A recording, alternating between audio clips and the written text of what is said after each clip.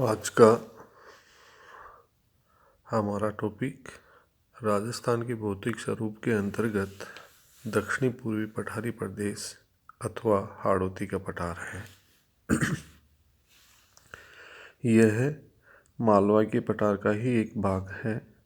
यह पठारी प्रदेश क्षेत्रफल की दृष्टि से लघु है, जो राज्य के 9.3% भूभाग पर विस्तृत है, किंतु धरातलीय विशेषताओं के कारण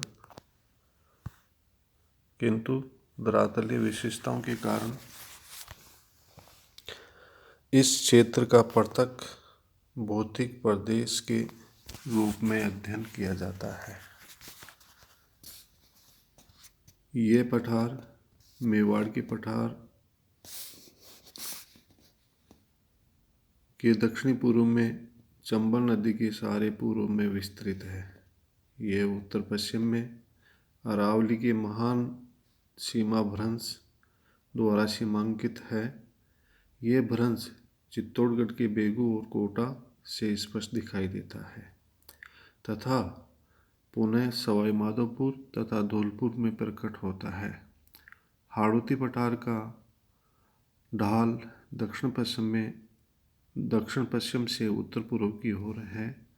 प्रदेश की समुद्री सतह से ऊंचाई सर्वाधिक पश्चिमी, दक्षिणी पश्चिमी तथा उत्तरी मध्य भाग में है, जहां धरातल 450 से 600 मीटर तक ऊंचा है।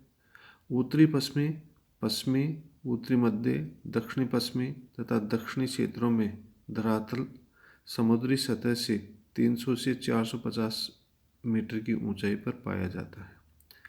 प्रदेश के उत्तरी और पूर्वी संपूर्ण मध्यवर्ती क्षेत्र समुद्र सतह से 150 से 300 मीटर ऊंचे हैं। ये राजस्थान के सीमा पार भी बुंदेलखंड यानी मध्य प्रदेश के भाग में विकसित कगार तक फैला है।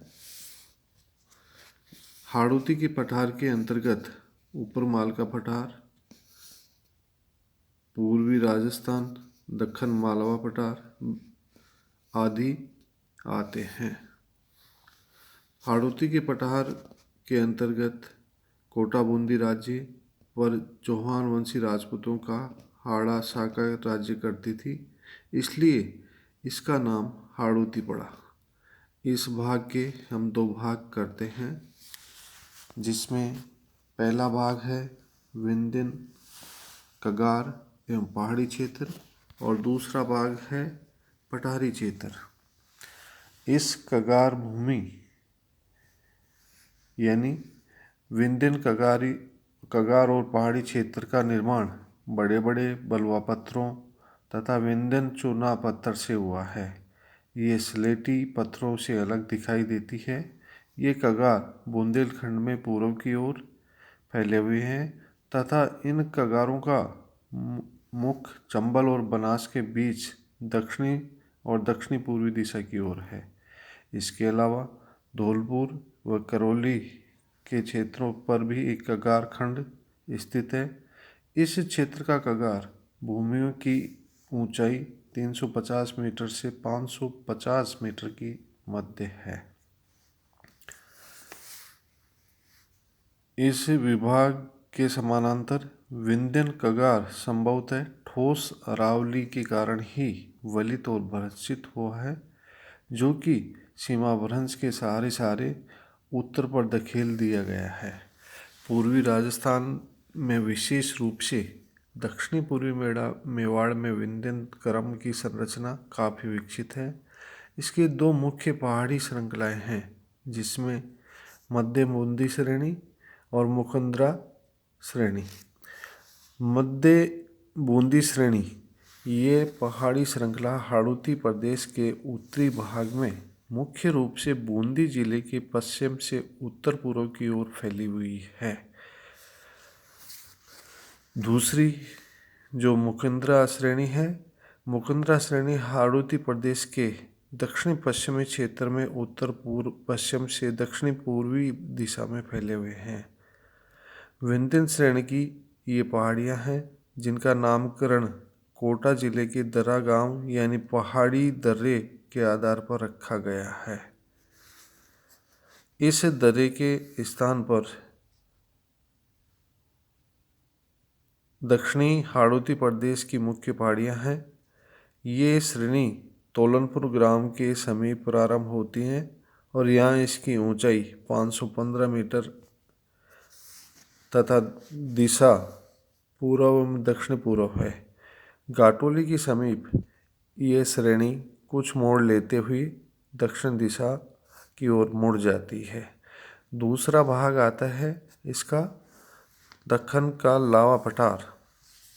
ये एक विस्तृत और पथरीली भूमि वाला प्रदेश है जिसके अंतर्गत कोटा बूंदी पठारी भाग भी सम्मिलित है।